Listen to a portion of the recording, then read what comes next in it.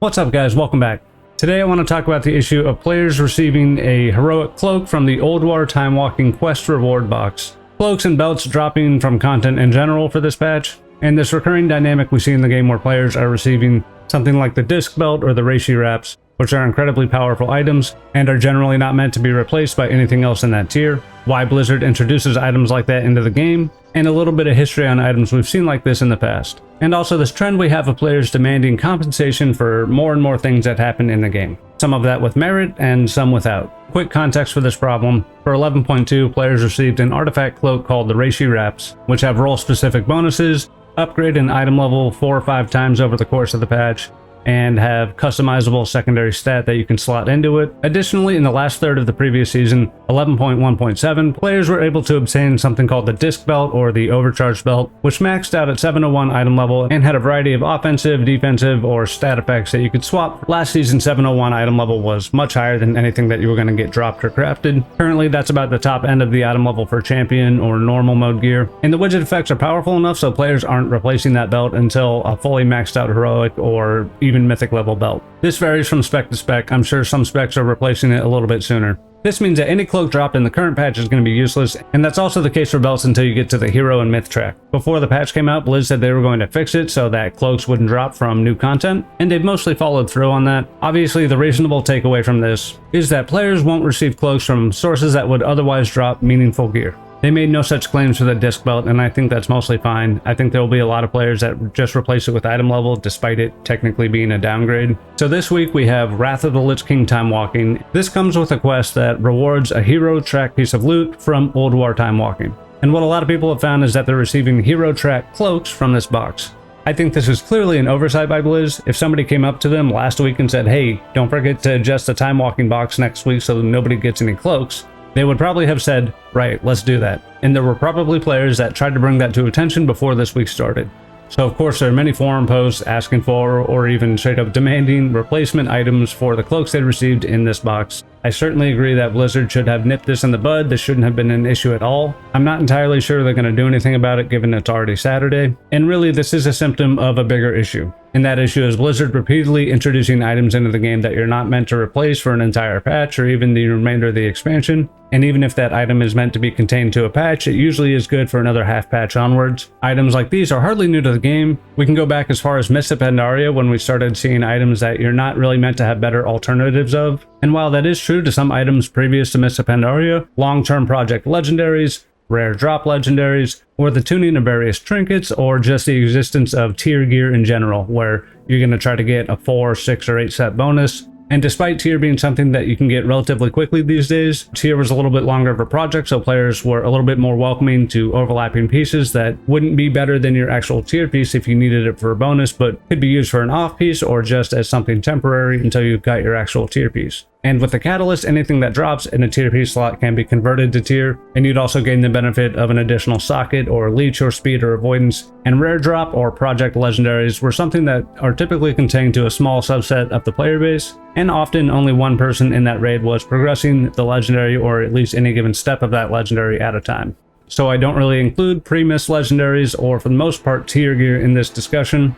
Mists of Pandaria had our epic and then legendary cloak from Throne of Thunder into Siege of Orgrimmar, and I'm pretty sure even cloaks dropped in Siege of Orgrimmar. That may have been a little bit more tolerable, given that if you had an alt, you had to complete the entire of the legendary cloak questline. In Warlords, we had the ring that we upgraded over the course of the expansion, that you would even improve in item level and efficacy over time as you defeated Archmon and got additional bits to upgrade your ring. We saw the same bit-by-bit upgrade system in Legion as well with the trinkets from the final boss. We saw that again in Battle for Azeroth with the legendary cloak in the final patch. And then we had a nice break from incrementally upgrading these items over time until War Within, when we saw the ring come out in 11.0.7. That was something that you upgraded over 6 weeks of that patch. And the disc belt also had 3 upgrades that you would do over time to get the belt to 701.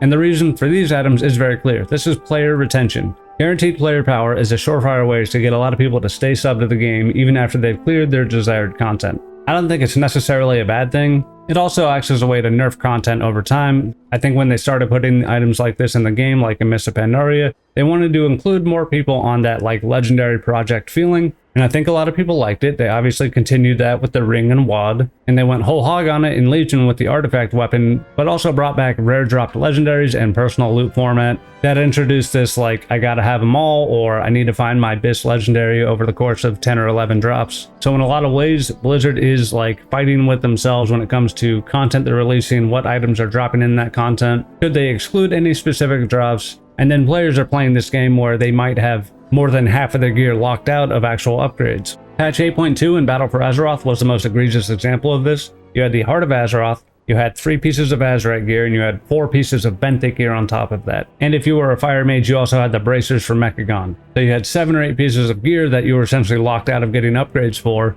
And in War Within 11.2, we're as close as we ever have been to patch 8.2 with the Benthic gear and having so many slots locked out from actual upgrades from any given content. And these systems are even conflicting with themselves a little bit. So in the current patch, we have our artifact cloak, the Reishi wraps, the disc belt, which will lock you out of belt upgrades until you get a fully maxed out heroic or maybe even a mythic belt, the boots from the new raid, which increase the effect of your Reishi wraps. This will lock out your boots, which a lot of people moved their embellishment to once they had to replace their belt with the disc belt. 2 embellishment slots, an armor embellishment slot because you're likely just doubling the effect of your weapon embellishment, a crafted weapon because with the exception of mythic drops, it's going to be your best option, and also the only way to include weapon specific embellishments.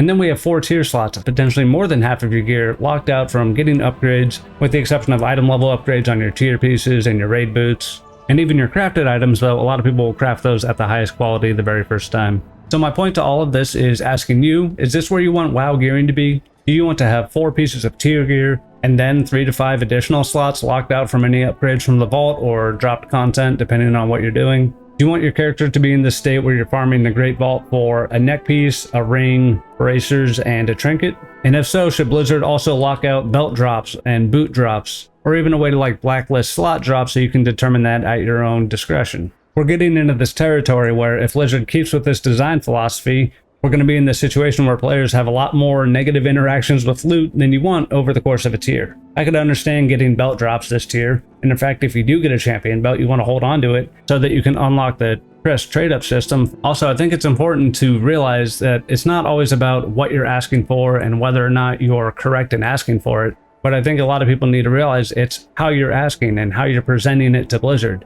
I think a lot of people are just nasty, super mean in the way they ask for things and they demand them, and they start off by saying, F you Blizzard, fix this. Honestly, and after enough of those FU messages, why would Blizzard read anything that's this long when it's likely just going to contain a whole bunch of insults? I think a lot of players poison the well when it comes to stuff like this. They get very demanding, they get very insulting, and even if you're right, it might not matter at that point. They know that these players probably aren't going to quit anyway. This isn't going to be a vote with your wallet situation. They're just going to leave you upset. If you're this upset, it's likely because you're invested, and if you're invested, you're likely not going to vote with your wallet and quit the game, especially over 1 piece of loot. So I would recommend to people, be constructive with your criticism, don't lash out at the developers, and also stop asking for compensation that you don't need.